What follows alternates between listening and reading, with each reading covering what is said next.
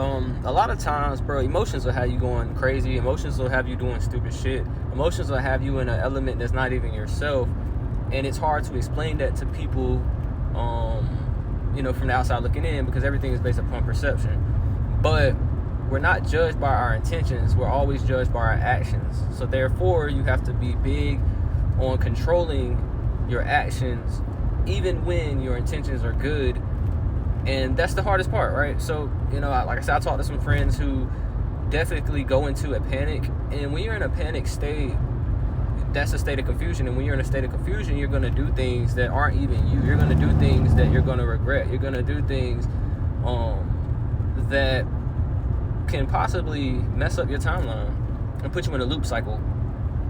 So I want to make I want to make this video for someone who makes a lot of mistakes because they can't think clearly. I want to make this video for someone who's emotional, who wants to learn how to control those emotions, because that's what everything is about: energy and motion.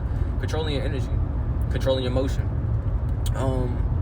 Once again, people judge you by your actions and not your intentions. So a lot of times, these are a couple things that you can do before you do something that could have you looking crazy, before you could do something that you probably will regret, before you do something that will hurt yourself or hurt others. Breathe. Number one, take a deep breath. Breathe. Then think about the outcome. If I do this, what will happen? Will good come from this, or will bad come from this? And then if those things are still not being rationalized in the moment, and you still might make that mistake, the third thing I want you to do is call a friend, right? Somebody that you know wants the best for you, somebody that you know can really advocates for you, and tell them what you're about to do. And 9 times out of 10, they're gonna talk you out of doing the dumbest shit. People that really genuinely care. See, a lot of times people make a lot of mistakes and do a lot of bad things out of emotion, and because they don't even have anyone to go to in times. Which can go back to God. Like, you can pray, you can ask God for guidance, but then at the same time, everybody's spiritual strength isn't there. So it's really, really important. That's why therapy is always the key, because your therapist can guide you. You can call your therapist, you talk to your therapist, but then having a really good friend, bro, somebody that you can call before you do something stupid, is always great. I've had friends that I'm just like, damn, I should have called you. And my friend's like, yeah, you should have called me, because I would have definitely taught you out of doing that stupid shit. But I've also had friends who tell me to do stupid shit.